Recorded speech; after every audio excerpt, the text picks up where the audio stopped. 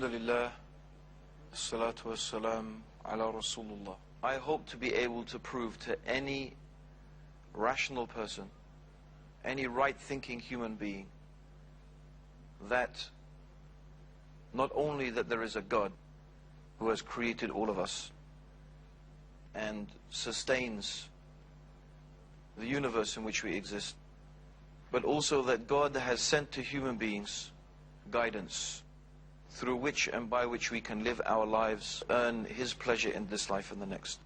Now, for many people, the whole idea that you could prove a religion to be true is a strange idea. For many people, religion, they imagine, is supposed to be something mysterious, incomprehensible.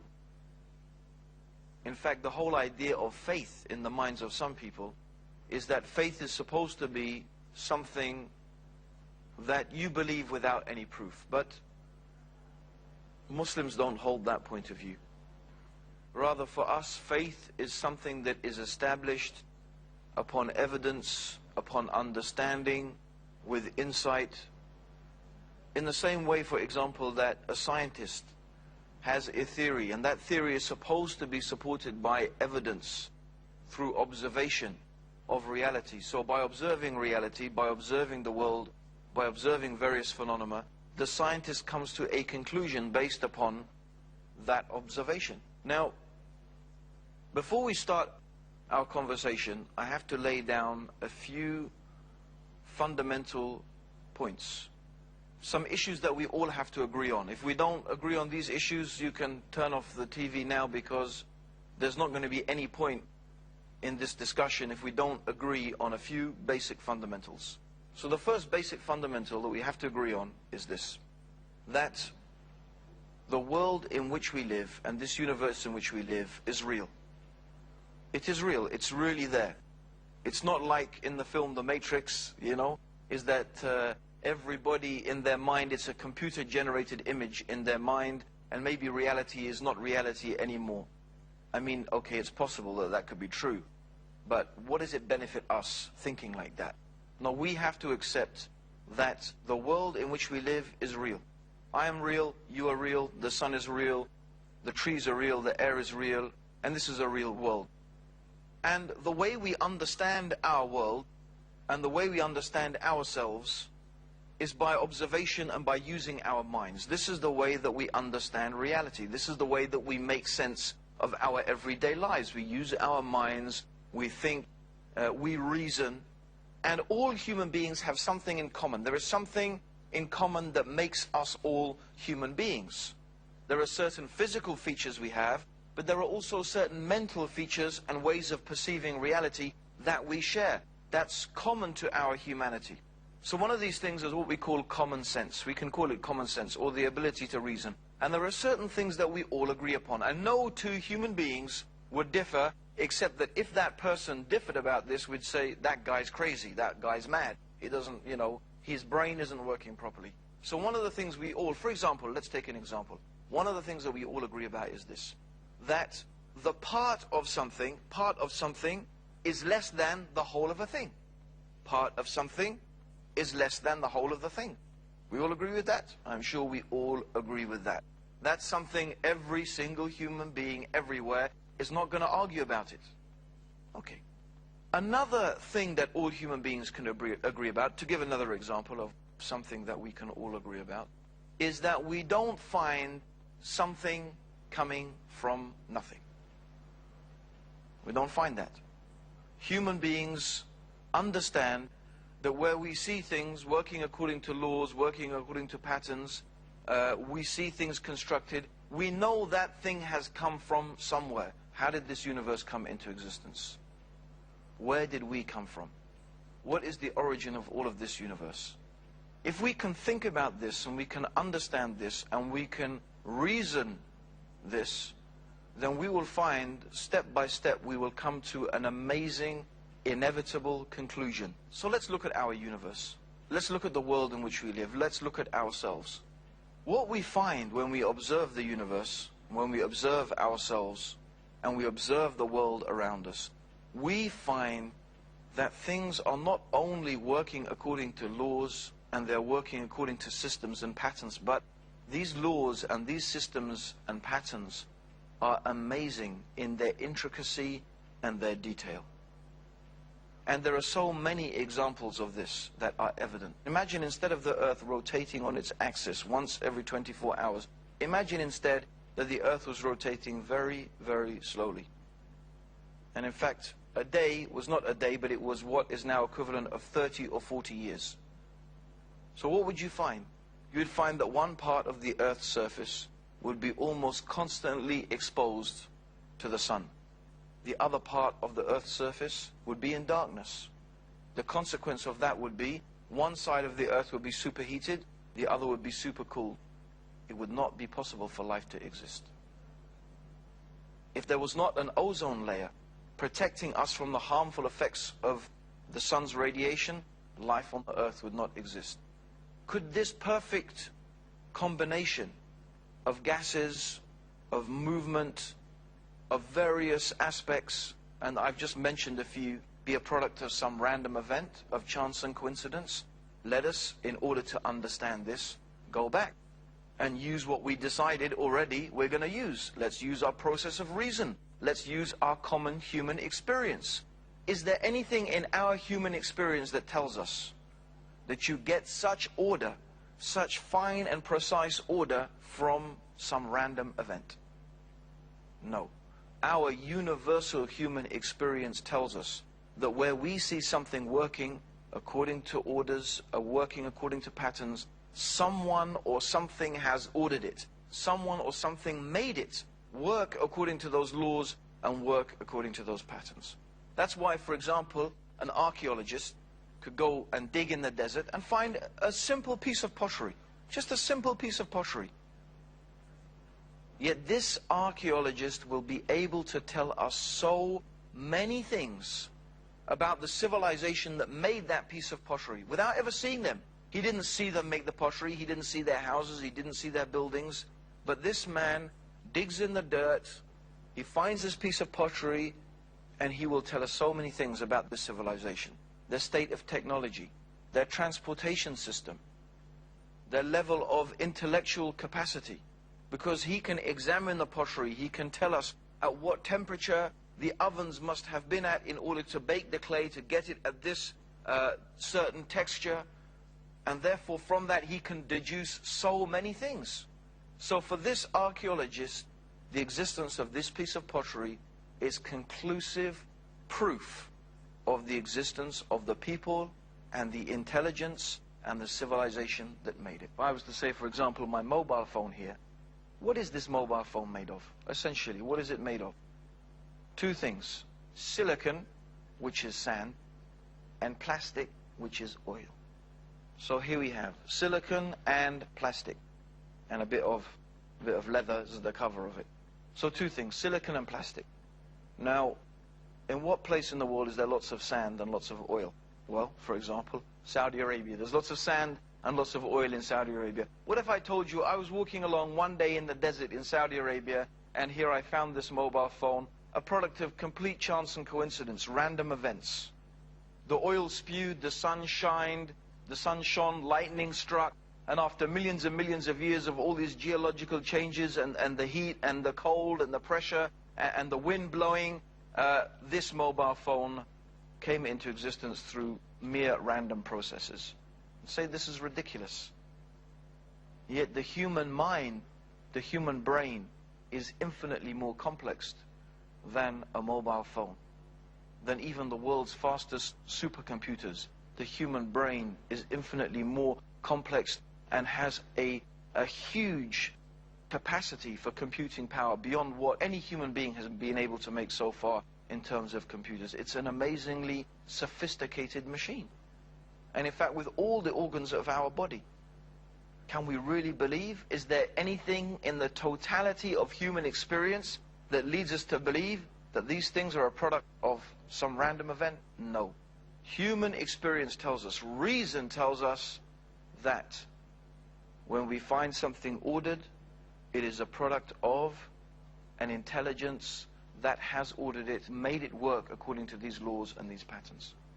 So we look at our universe, we look at ourselves, we look at our world, and we ask three simple questions. Did it come from nothing? That's the first question. Did it come from nothing? Did this universe come from nothing? Did we come from nothing? Do we find anything coming from nothing? No. There is nothing in our human experience to lead us to believe that something, let alone something so complex, could have come from nothing. So that's not a possibility. The second possibility, did it create itself? Did this universe create itself? Did we create ourselves? No. If we did not exist in the first place, how could we have brought, or how could this universe brought itself into existence? If it wasn't there, how could it make itself there? And we don't attribute to the universe and to the things in the universe the ability to create. What is the universe made of? The universe is made of stars and galaxies. Lots of stars and lots of galaxies. Do the stars and galaxies have the ability to create? Do we attribute to them the ability to order things? No. In fact, they themselves are in need of being ordered, and they themselves are in need of a creator. And if something is not able to create or organize on its own, then a large collection of them cannot also make something like that happen. It's that simple. It doesn't matter how many you bring, they still lack that ability to do something. So the same with the universe. The universe could not have created itself. It couldn't have ordered itself, because that's not an attribute of the universe. Rather, it is in need of something to create it. Are we the creators of it? Human beings? No. Because we ourselves need a creator. So what is the conclusion? The conclusion of the rational mind is this: that this universe needs a creator, it needs an organizer. We need something, we need some explanation of how this universe came to be and how we came to be the way we are. And therefore it makes sense that there is something outside of this universe, different from it, separate from it, that has organized and created and that sustains this universe in which we live. So the creator. The creator is different and distinct from the creation. The creation is needy, the creation is temporary, the creation is in need of a sustainer. Whereas the nature of the creator must be different. If the nature of the creator is not different, in other words, if the creator is of the same nature as the creation, then that creator would need a creator. And if that creator was not different, then that creator would need a creator. And what you would have is creator creating creators ad infinitum. So this question, well, okay, I recognize the logic and I recognize the reason behind the existence of a creator, but then who created the creator? It's not a valid question, because the nature of the creator is different. The nature of the creator is eternal. The nature of the creator is infinite. The creator is without beginning and without end. The creator is self-sufficient, ever-living. So an ever-living, self-sufficient, eternal being does not need a creator, because that being is ever-living and self-sufficient. Let's think about this in another way. Why the existence of such a being is logically and rationally necessary. Let's give an example. If I am here, or you imagine yourselves at home, and you have a big table or you have some big cupboard, and you want to lift it and you want to move it from one place to the other. You're not able to do that on your own. You're not able to do that on your own. So what you want to do is you want to enlist the help of someone. So you go to your next door neighbor and you say, listen, I want to move this cupboard. Can you give me a hand? And your neighbor says, listen, I'll give you a hand, but only if my friend gives me a hand. So that other person says, yeah, I will give you a hand, but only if someone else gives me a hand. And imagine everybody makes that condition. Everybody says, I will only help if somebody else helps. If everybody along the line makes that condition, will your cupboard ever be lifted? Will your furniture ever be moved? No. Because everyone is saying, I will not help unless someone else helps. So if you have a creator creating a creator, creating a creator, you get the situation where nothing ever gets created. Just as your cupboard never gets moved, nothing ever gets created. But the creation is here. I'm sitting here, you're sitting there. Look out of the window, you'll see the sun, you'll see the moon, you'll see the stars, you'll see the trees. The creation is here. That means that something has been created. So you can't have creators creating creators ad infinitum. There must be somewhere where it stops. And it has to stop at a being who is distinct and separate and different in his nature from that which he created. Now, it is hard to imagine. Reason cannot really accept that there could be two eternal, infinite, self-sufficient beings, let alone 3, 4, or 5. So the nature of this creation indicates to us that if there was more than one creator, there would not be a creation, there would be chaos. But rather the underlying unity and the intricacy and detail that we find existing in this universe indicates to us that there must be one united, wise, powerful, and intelligent force behind all of this. So here's our discussion. Here's our reasoning. Here's our step-by-step, stage-by-stage process of reasoning that we have gone through. And what have we reached at the end of it? What we have reached at the end of all of this is a simple conclusion. This universe has a creator. This creator is different from the universe. The creator is wise. The creator is powerful. And there is only one creator. Out of all the religions in this world, of all the philosophies and the religions and the ideologies in this world, which one teaches us to believe in one creator who is eternal, who is self-sufficient, who is infinite, wise and powerful, and who is different and distinct from the creation? You will find that although many religions and philosophies have some aspect of this idea, nearly all of them compromise it in one way or another. For example, let us take broadly the Hindu concept of God. The Hindu concept of God, for example, and I use this in a very generalized sense because I do realize that many different people within Hinduism have many different beliefs. But generally, the Hindu concept of God is that the creation is God. God is everywhere and in everything. So this is the idea, what we call it pantheism, that everything is God and God is everywhere and in everything. But this contradicts reason. This contradicts our whole process that we have used it. If you think back upon what I said, how can the creation be the same as God? And if the creation is the same as God, then what created it? The whole rational basis that we used in order to understand that God exists falls on its face. So the idea that God and the creation is one and the same is not acceptable.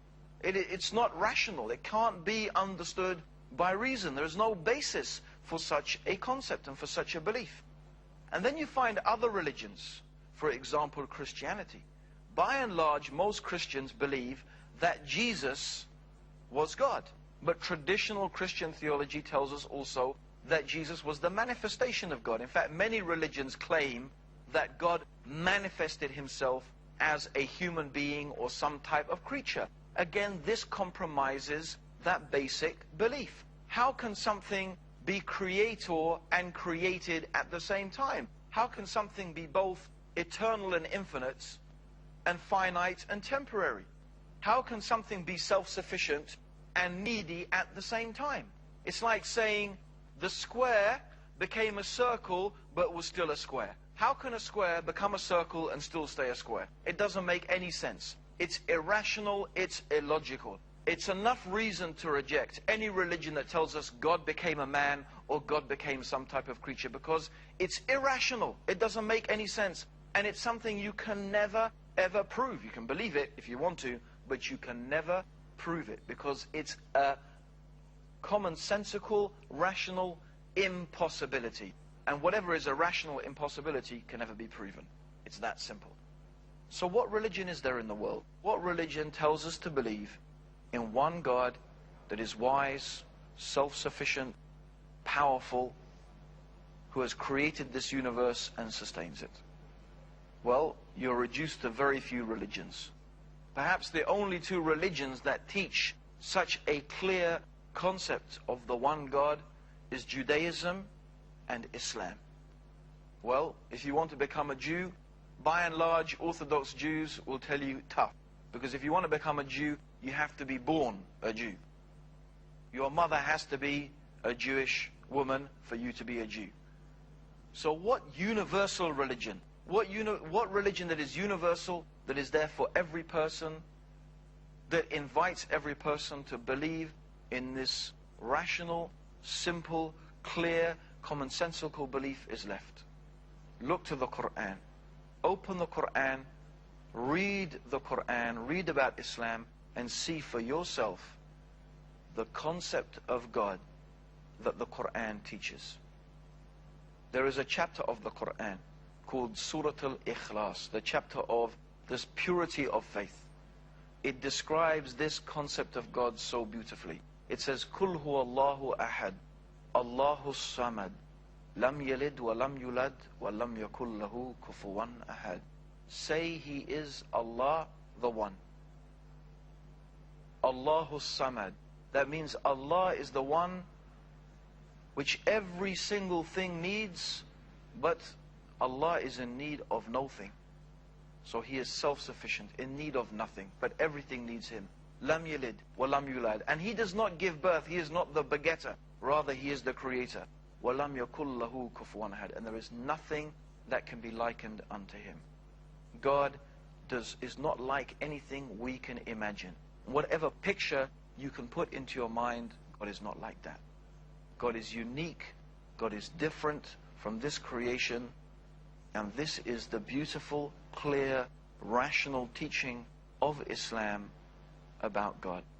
And in fact, I would say, for any right-thinking, rational human being who uses their process of reasoning, that is reason enough, and that is proof enough to show that Islam and the Quran is from the Creator of the heavens and the earth. May Allah guide you, and may Allah guide me and all of us closer to the truth. I hope I will be able to continue to show you in the next episode some more evidences and some more convincing reasons why the Quran and why Islam is the divine revelation from the Creator of the heavens and the earth. Until that time, Assalamu alaikum wa rahmatullah. May God's peace and blessings be upon all of you.